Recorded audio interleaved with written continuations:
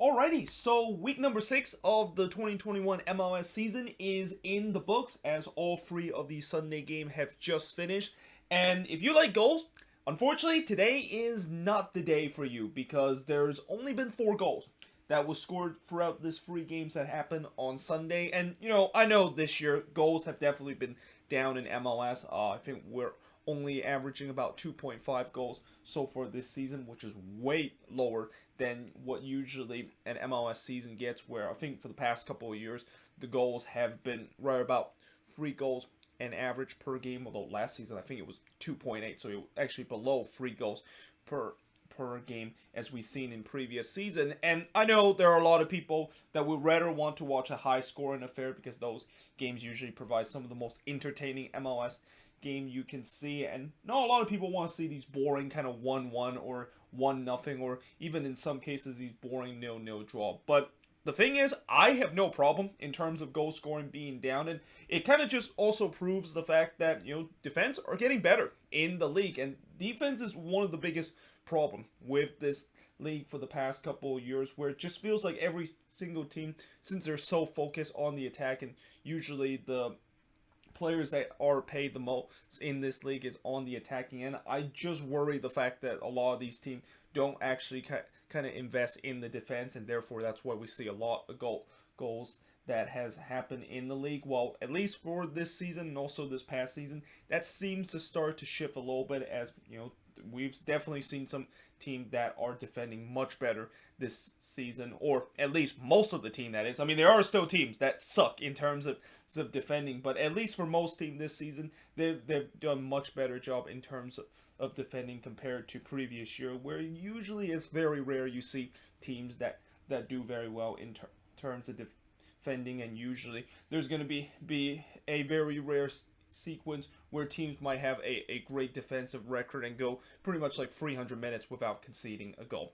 But that being said, let us actually get into the first game, which is the Seattle Sounders versus Atlanta United. And Atlanta did something that not many teams has been able to do this season against Seattle, and also did something that not many teams in general did when they of course play Seattle in Seattle, and that of course is get a point, as they got a 1-1 draw in this game. But early on, I thought it was a shaky start for Atlanta, especially at the back, as there was a couple of bad turnovers that Atlanta basically did in their own half. And in fact, the opening goal of this game, which was scored from Rui Diaz and João Paulo, were kind of an indirect effect in terms of the bad turnover that Atlanta has early in this game. I mean, even though this goal, of course, came from a corner, which Rui Diaz was basically in the right place to head that one away. The reason why that was a corner for the Sounders was all because of a turnover from Atlanta, which allowed the Sounders to go on the attacking end. And although they didn't create an opportunity on that turnover, they did, of course, create that set piece opportunity from the corner, which, as I said, they were able to take advantage of it and get an early 1-0 lead in this game. But really after that, Atlanta kind of started to control the possession. And this was kind of the story throughout the entire game, where Atlanta was the one that was kind of dictating the game, and Seattle was kind of just sitting back and hope that they can, of course, catch Atlanta on the counterattack, which I thought in this game that was a good strategy, because, knowing how Atlanta plays and they tend to like to push man forward, you're going to, of course, have chances to try to catch Atlanta at the back, and maybe Atlanta, of course, push too many men forward, and it's going to leave gaps at the back. Now, at the same time, even though Atlanta controlled possession in this game, they were really struggling in terms of creating anything in the final third, which is not a big surprise because that's been another problem that they had this season and also in previous season. Now, Fox, I thought they now started to do instead of mid-game kind of coach interview, they decided to switch it up and do some mid-game player on the bench interview. They were interviewing Jordan Morris in the middle of this game, and I actually do like it a little bit better with the way that they're interviewing players on the bench in the middle of the game compared to when they actually interview in coaches, because I always feel like when they do those mid-game interview with coaches, it just kind of feels like it's forced. I mean, it just feels forced and feels very awkward, and in some way it's also kind of unnecessary, where you're just basically bothering the head coach that is in the middle of the game trying to set the tactics of the team, and now you have to do this awkward kind of interview with the announcer of this game. And I can see why there are some coaches that I heard before when they do those mid-game interview. Yeah, they definitely don't want to talk a lot, and they just want to say the minimum that they said, and then they basically just, yeah, I'm done with that. I'm going back to actually telling what my team is actually doing. Now, in the 34th minute, Christian Rodin did drag it wide for about 20 yards out. Again, the Sounders were threatening on the break, and that's because Atlanta was really exposing themselves at the back for pushing man forward. But Joseph Martinez did drive a long-range effort wide in the 36th minute. I mean, that didn't actually miss by a lot, even though that was kind of an ambitious effort from Joseph Martinez. But we head to halftime with the Sounders leading 1-0 in this game, and in the second half, Marini just flashed one wide for a long range in the 47th minute. Atlanta was pressing for that equalizer early in the second half. Joseph Martinez then had a free kick opportunity from 25 yards out that was drive high. And then the Sounders, as I mentioned, they started to drop their lines a little bit, and they kind of look like they feel like this 1-0 lead was enough for them to, of course, get the win. And I don't blame Brian Schmetzer decided to do so, because knowing the fact that this is a Sounders team that is right now the most stingiest defense in the league, and they don't give up a lot of goals. Maybe they'll just be happy to walk out with a 1-0 victory. Now, that being said, I also said before that we've seen this week a lot of teams, when they decide to try this strategy where they're just happy to kind of hold on to a 1-0 lead at home, sometime it does not work well. And in this case, it definitely did not work well for the Sounders, because, or actually before that, Nuhu had to clear a shot or a header from Miles Robinson off the line, though there was actually a foul that was called in the box, so even if Robinson had that one in, that goal wouldn't have counted. But then just 1 minute later, a penalty was given to Atlanta as Brad Smith basically clumsily brought down Brooks Lennon in the box, which Martinez basically stepped into the penalty spot and buries that penalty. And all of a sudden, it's all square up between the Sounders and Atlanta. And despite the fact that both teams did try to search for a winner late in this game, that would turns out to be the final score of this game, as the Sounders and Atlanta had to share the points. Shots in this one, 7 shots compared to 10 that Atlanta has. Both teams had 2 shots on goal, 5 shots off target for the 6 that Atlanta has. No shots that was blocked for the 2 that Atlanta has. And possession-wise, Atlanta obviously dominating the possession with 63% possession compared to 37% possession the Sounders had in this game. But there's no doubt Atlanta is going to be the more happier side out of this game, because anytime when you are able to get a point against Seattle, especially how good the Sounders have been this season, you're always going to be happy to get out with a point. And as for the Sounders, as I said, I don't mind the fact that they decided to kind of hold on for a little bit, but knowing the fact that we've seen before this week where when you decide to do that, you are really asking your defense to really lock it down and hope that they don't, of course, make a mistake, or maybe a bounce of a ball that is basically go in the favor of the opposition, and all of a sudden they are able to find a way to score a goal. And in this case, it was just a mistake that the Sounders had, a rare mistake that the Sounders had at the back with Brad Smith, and that ultimately cost them all 3 points in this game. Now, moving on, in terms of the next match, is the Union against DC United. So the Union kind of also did the same strategy that the Seattle Sounders had in this game, where as soon as they went 1-0 up right near the end of the half, they basically just decided to pack it in and hope that they of course can hold on to that 1-0 lead. But unlike the Sounders, they were able to do so. Although, as I said before from last week, anytime when you face DC United, and knowing the fact that DC this season have really struggled to try to finish chances and basically create much on the final third, if you can just get that one goal, you can basically just kind of sit back and know that you're most likely going to get the win against DC United. And the Union, of course, showed it in this one again. But early on in the first minute of the game, there was definitely a bad moment for DC United, as Edison Flores has to come off what looked like it was a lower body injury, and Gresso was basically summoned to replace him. And this is definitely unfortunate to see Edison Flores now going back to the IR list. I mean, he has been just spent so many times in the IR during his time with DC United, and you just hope this is not another injury where he's going to be back on that list. And you also maybe, if you're DC United, might consider what are you going to do in terms of Edison Flores, where he's a DP player, and he can of course be that number 10, that DP kind of player that when they bought him a year ago. But knowing the fact that he has had a lot of injury issue, is it worth it to potentially just keep him and maybe they might think about moving on from him and get another number 10 DP that doesn't actually have a lot of injury issue as Edison Flores has had in this past year. Now, the Union, of course, they dominate the possession early, although that wouldn't last because DC United actually started to had a couple of chances. First, you got Perez in the 12th minute, tried to shoot one from close range, but it was crucially blocked by Glesnes. I mean, if Glesnes not blocked that one in, Perez might have just put that one into the back, and DC would have been up 1-0 in this game.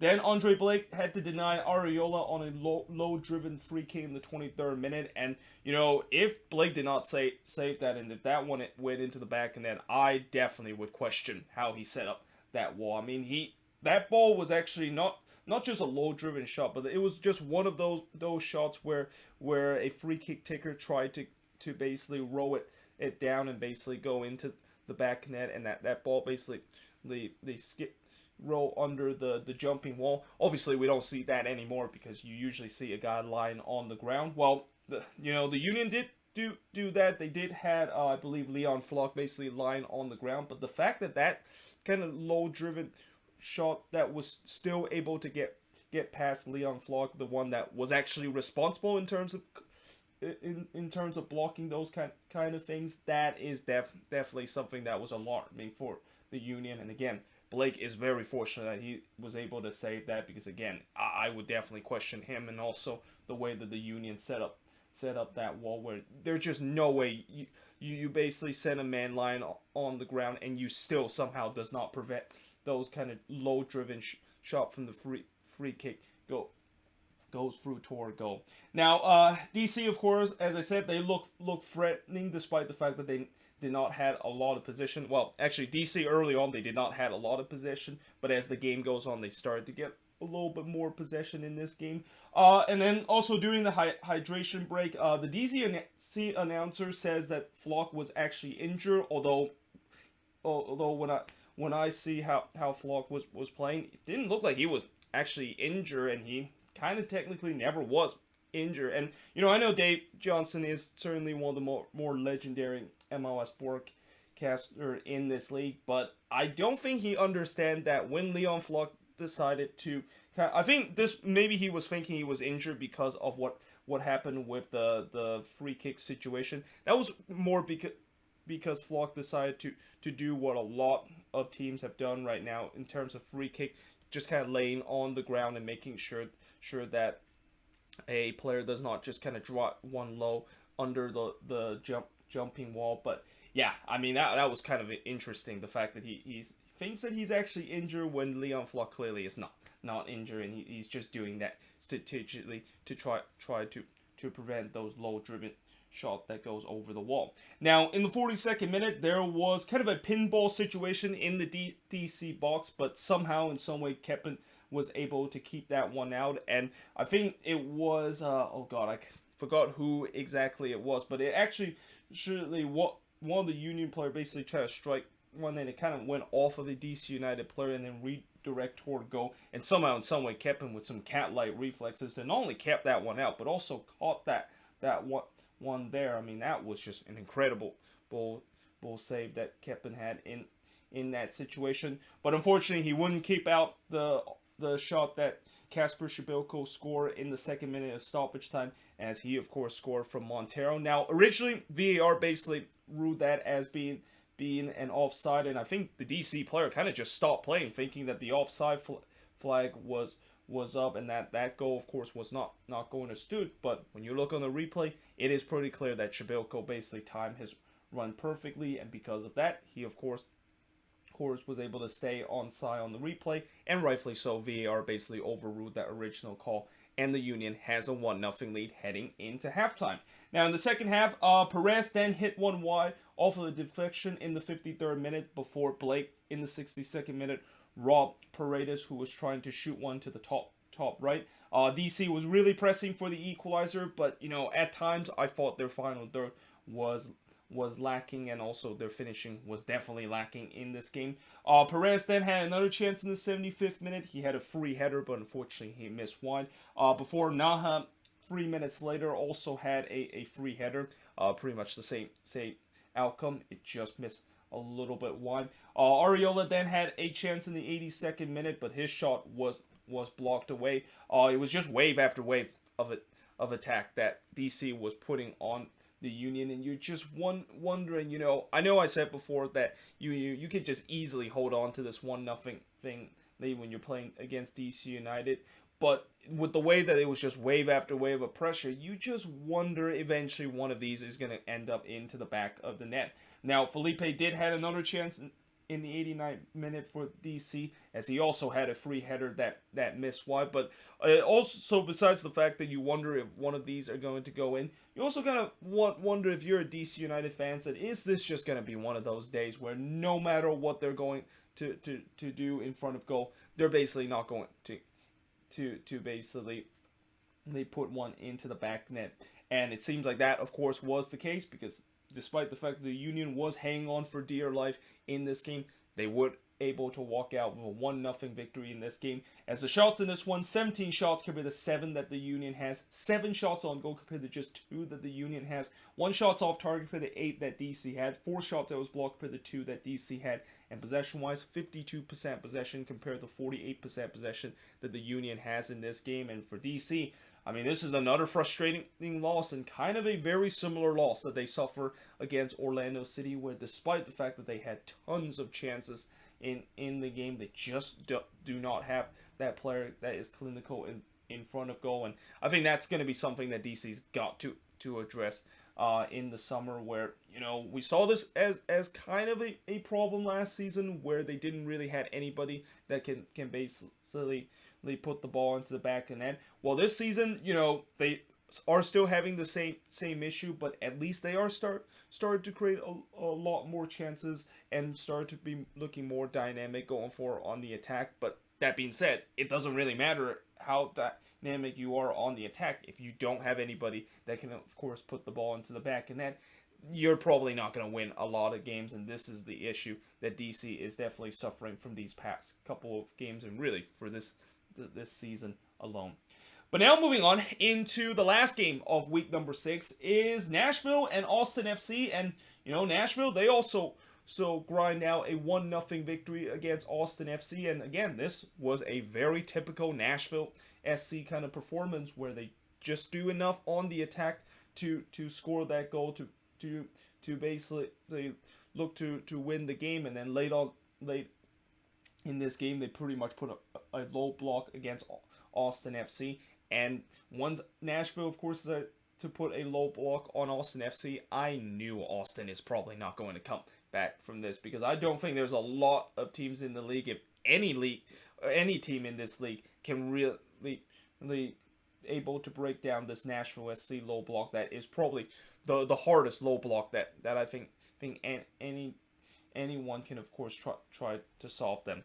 But early on in this game, they did not show the guitar reef in this game, and I was kind of disappointed that Fox did not decided to show the guitar reef. And actually, it's FS1, the one that was broadcasting this game. But yeah, again, I was disappointed, because the guitar reef is one of the things that I always look forward to Nashville SC game, and the fact that they decided not to show it, that was kind of a little bit of a disappointment. Well, actually, they did kind of show clips of it, but they didn't really kind of show it in the entire part. And even when they did show kind of like clips of that, they was just kind of talking over about how this game is going to look, instead of actually talking about the guitar reef that was happening right now before the kickoff of this game.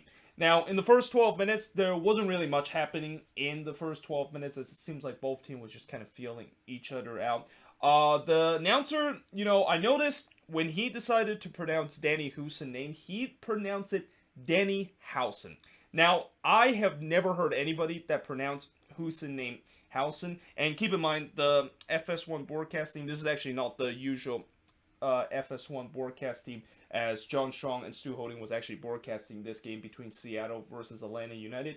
And, you knew that if FS1 does have another game, or Fox decided to have another game that is broadcast on the same day or even just a day apart, you're probably going to get a different announced team. And apparently this announced team is the one from the Liga MX announced team. I think it was Adrian, oh god, what was it, his last name? I think it's like Adrian Garcia, something that is his last name. And then you got Kobe Jones, of course, as the color commentator. But the main commentator, he definitely pronounced Houston name clearly wrong, and it was kind of funny the fact that he kind of keep pronouncing the same way, even though when Kobe Jones basically decided to pronounce Danny Houston name, he actually pronounced it right. And I just wonder, did Kobe Jones actually tell the main commentator that you're pronouncing Houston's name clearly wrong? You need to, of course, that's how you of course pronounce it. And I feel like he probably should have done that at halftime, because it was kind of weird hearing the main commentator basically just completely butcher that name. Now, that being said, I'm definitely not going to find it offended, because I'm one of those people, as I mentioned, I don't do a good job in terms of pronouncing names, and especially when I first pronounce some of these players that have arrived in MLS. But it is, I cannot not help myself by basically putting that on the board, and it just kind of feels weird, the fact that we have a professional kind of broadcaster just completely butcher his name. Although I will say that the main commentator, it's pretty clear that his first language is not English, and that his first language, I believe, is actually Spanish. So I guess maybe I can use that as a pass, knowing the fact that it's understandable why he probably does not pronounce like a Dutch name in a different ways that he pronounced depending on his accent. And it's also pretty clear that he pretty much pronounced every Spanish name correctly. I mean, if he could not pronounce any Spanish name, then I really question the fact that he should be even a main commentator. But anyway, in the 14th minute, Dominguez did put one wide as he went through on goal before Stuver did deny Sapon in the 17th minute. Nashville, I thought they was putting the high press on Austin early in this game, but Austin, at least in the early part of this game, they seemed to have no problem when they tried to play through that Nashville press. Now, one thing that was a problem for Austin FC in this game is that they lacked the final third quality and also the finishing, which is not a big surprise, because that's been the biggest issue for Austin FC in this game, and it's kind of also an issue that is the reason why they have pretty much lost most of these games to start the season. Now, Sapon in the 32nd minute blocked Stuver as Stuver was to take this goal kick, and this kind of was a very similar situation that we saw in that NYCFC versus Toronto game. And after I did kind of read some comments and actually did read the rules again correctly of whether or not is allowed or not, I will admit myself that I was actually wrong in terms of talking about that game, and that goal that I think, oh god, I forgot who exactly it was. I think it was Castellanos, the one that of course blocked the goal kick from Bono. Yeah, that goal of course clearly should have counted, and clearly NYCFC, I feel like they definitely have every right in terms of feeling angry that they got robbed in that game. But we almost saw a similar situation here, but fortunately for Stuver, that one, despite the fact that CJ Sapon basically blocked that goal kick, it actually trickle wide, and the game remains at 0-0. But that wouldn't last very long, because 3 minutes later, Randall Leal would score from Cadiz and Godoy to give Nashville a 1-0 lead. Cadiz then struck the post in the 40th minute as he went through on goal, but Nashville does get a 1-0 lead heading into halftime. Now in the second half, Lima did drive one on the volley, but unfortunately it goes wide in the 47th minute. I thought early on there was too many turnover from Austin FC in their own half, and most of these turnover that Austin FC basically self-inflicted really create some dangerous chances for Nashville SC in this game. There was a dangerous driven shot just 2 minutes after the Lima drive as I think Sapon and Alex Mule was trying to get to the end of that dangerous cross, but they couldn't quite toe poke that one in. Then Kadits then had another chance in the 61st minute as he hit one wide from close range. And with 20 minutes left in this game, it seems like Nashville was going to basically decided to just lock it down and pretty much just go into low block. And I basically wrote, yeah, this is bad news for Austin FC, because anytime when Nashville does that, that they're not going to allow a lot of chances or even allow a team to potentially put the ball into the back of the net. Although that theory kind of felt like it was proven wrong just 2 minutes after I wrote that, because 2 minutes later it looked like, or actually not 2 minutes later, but more like in the 71st minute, it looked like Austin FC got the equalizer as Jared Stroud, who came on a couple of minutes into this game, he actually got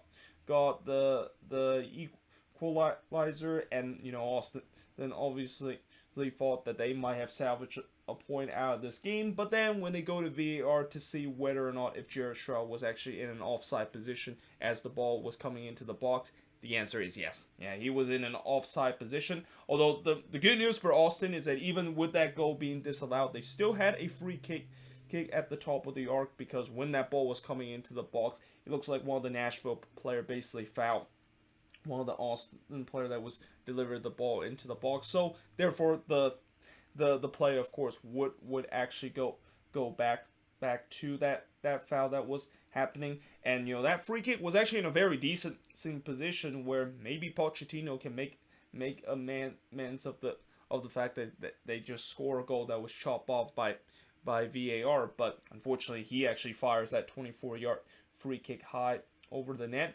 And then late in this game, as Austin was really started to push men forward and started to leaving themselves exposed at the back, Stuvert did had to rob Baji, who was through on goal. And again, since Austin FC was leaving gaps at the back when they push everyone forward, this allowed Nashville SC to easily go on the transition. And this was really on the transition where Baji was one-on-one with Brad Stuvert, but Stuvert was able to deny him on that one-on-one opportunity. Then Stuvert did have to deny Godoy from close range just 2 minutes later. Austin was throwing the kitchen sink for the equalizer. Lima had a chance late in this game, but unfortunately he puts it high over the bar. And in fact, that I think was really the last good opportunity that Austin FC had in this game, because despite the fact that they were still pushing to try to get the equalizer heading into stoppage time, they really couldn't quite find any good opportunity, as you can clearly tell that this Nashville defense pretty much have gobbled up any chances